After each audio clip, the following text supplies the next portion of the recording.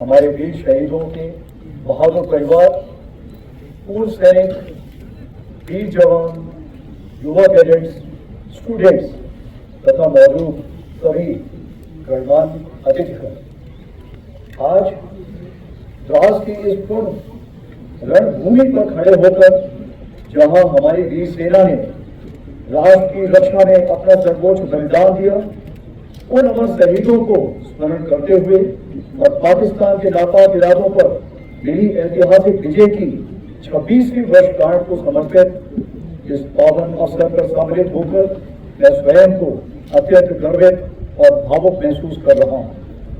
यह लगातार चौथी बार है जब मैं कारगिल युद्ध स्मारक और कारगिल विजय दिवस के इस पावन आयोजन में सम्मिलित हो रहा हूँ। आज इस पावन अवसर पर कारगिल युद्ध के वीरों के माता पिता, वीर नारियों और सभी परिवारजनों का दिल से आभार व्यक्त करता हूँ। आपने राष्ट्र को अपनी वीर दी, आपका हौसला, धैर्य और ताकत हम सब के लिए प्रेरणा है। आज पूरा देश आपके अद्वितीय योगदान और अटूट राष्ट्रभक्ति को श्रद्धापूर्वक नमन करता है। पिछले वर्ष 2024 में हमने रजत जयंती के रूप में इस विजय गाथा का स्मरण किया। वह एक ऐतिहासिक अवसर था जिसे माननीय प्रधानमंत्री श्री नरेंद्र मोदी जी की उपस्थिति ने और भी प्रेरणादायक बना दिया। उस दिन शिनकुंडा टनल के निर्माण कार्य का भी शुभारंभ हुआ।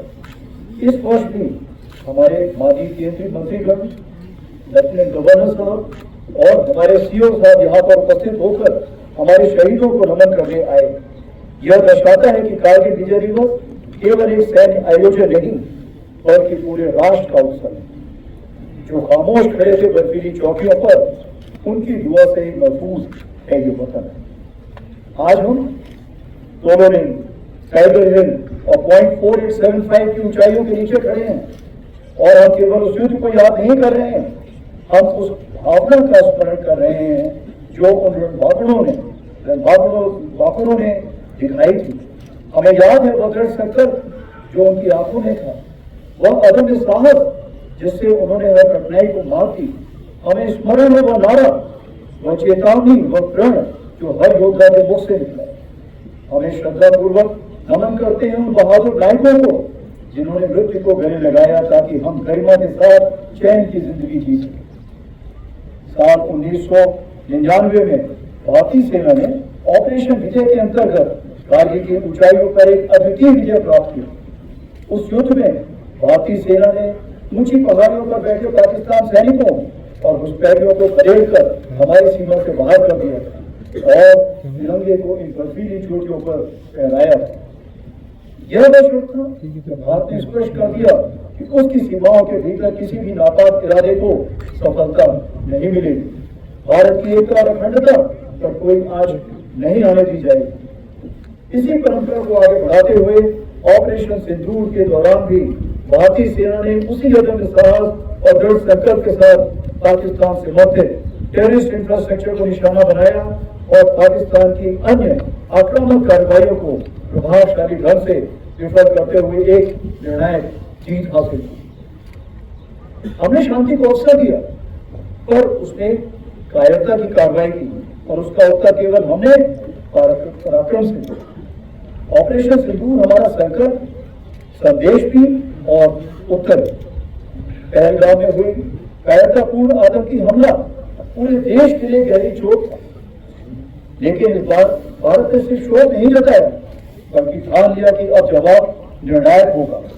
देशवासियों का अटूट विश्वास और सरकार द्वारा दी गई रणनीतिक स्वतंत्रता से भारतीय सेना ने एक सुनियोजित, सटीक और निर्णायक जवाब दिया। भारतीय सेना ने 6 और 7 मई की रात को पाकिस्तान और पाकिस्तान ऑक्यूपाइड जम्मू एंड कश्मीर में 9 हाई वैल्यू आतंकवादी ठिकानों को निशाना बनाया, बिना किसी मासूम नागरिक को हानि पहुंचाए। यह केवल जवाब नहीं था, यह स्पष्ट संदेश था कि आतंकवाद को सहारा देने वाले अब नहीं बचेंगे। 7 से 9 मई को पाकिस्तान द्वारा की गई सैन्य कार्रवाई पर भारतीय सेना ने नकातुला और सटीक जवाब दिया।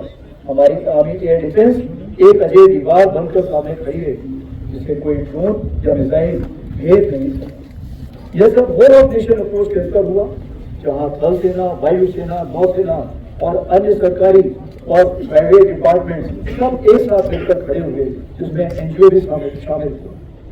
जो भी शक्तियां भारत की संप्रभुता, अखंडता या जनता को क्षति पहुंचाने की योजना बना रही हैं, उन्हें करारा जवाब दिया जाएगा और आगे भी दिया जाएगा।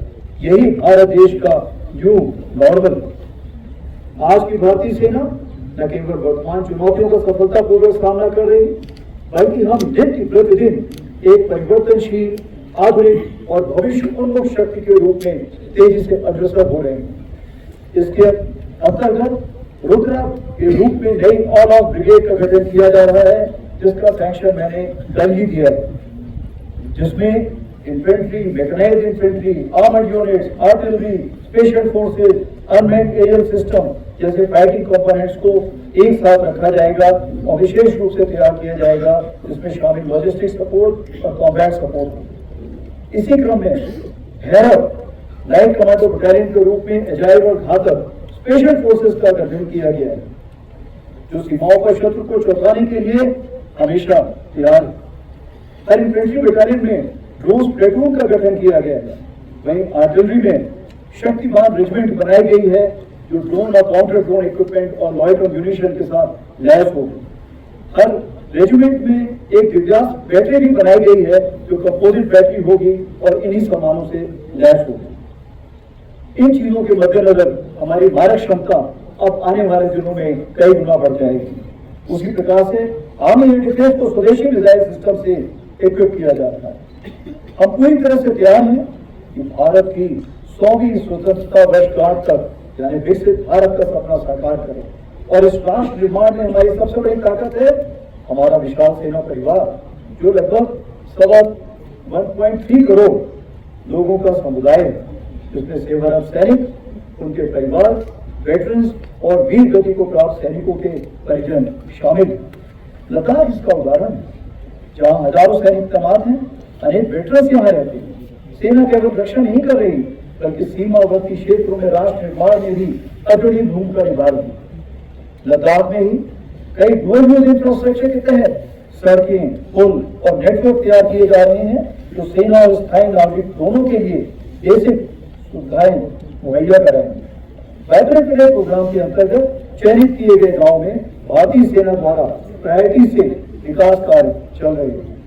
बॉर्डर टूरिज्म को बढ़ावा देने के लिए battlefield tourism, spiritual, ecological, heritage और एडवेंचर टूरिज्म जैसे क्षेत्रों में कार्य किया जा रहा है।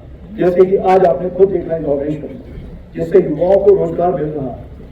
सेना स्थानीय युवकों के लिए टूर गाइड, माउंटेनरिंग और एडवेंचर स्पोर्ट्स में ट्रेनिंग देकर आत्मनिर्भर बना रही है।